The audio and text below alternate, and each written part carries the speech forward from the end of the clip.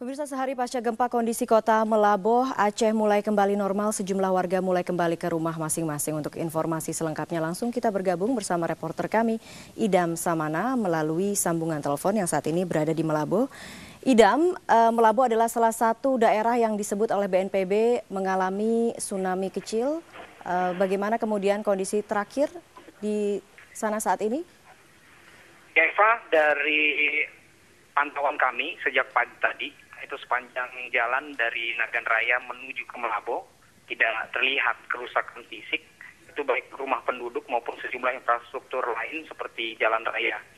Kalaupun ada informasi yang kami peroleh dan tadi juga kami sempat pantau, ada jembatan bergeser itu di Desa Gede Arun, Kecamatan KW 16. Ini menghubungkan antara Desa Gede Arun menuju ke Melaboh. Tapi hingga saat ini jembatan itu masih bisa digunakan oleh warga. Kondisi Melaboh yang sudah normal seperti yang Anda katakan tadi, Eva, juga terlihat dari aktivitas warga hari ini sudah kembali normal.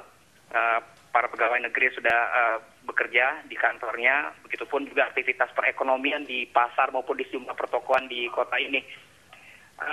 Kalaupun ada yang sedikit berbeda dengan hari-hari sebelumnya, itu terjadi pada aktivitas di sekolah-sekolah karena hari ini tidak beraktivitas, menjalankan aktivitas belajar mengajarnya seperti biasa, normal, karena sejumlah siswa tidak hadir hari ini karena kekhawatiran akan gempa susulan. Tapi sekali lagi kondisinya kembali normal karena tempat-tempat pengungsian yang sebelumnya dipenuhi oleh warga sudah ditinggalkan dan kalaupun ada yang begitu khawatir terhadap adanya gempa susulan, itu sudah meninggalkan tempat pengungsian sejak tadi pagi.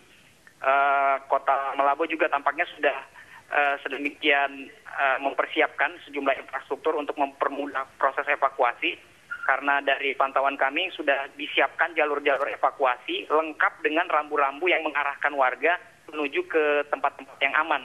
Ada juga di tengah kota sejumlah bangunan yang disiapkan, bangunan-bangunan bertingkat yang menyediakan tangga darurat yang mudah diakses warga.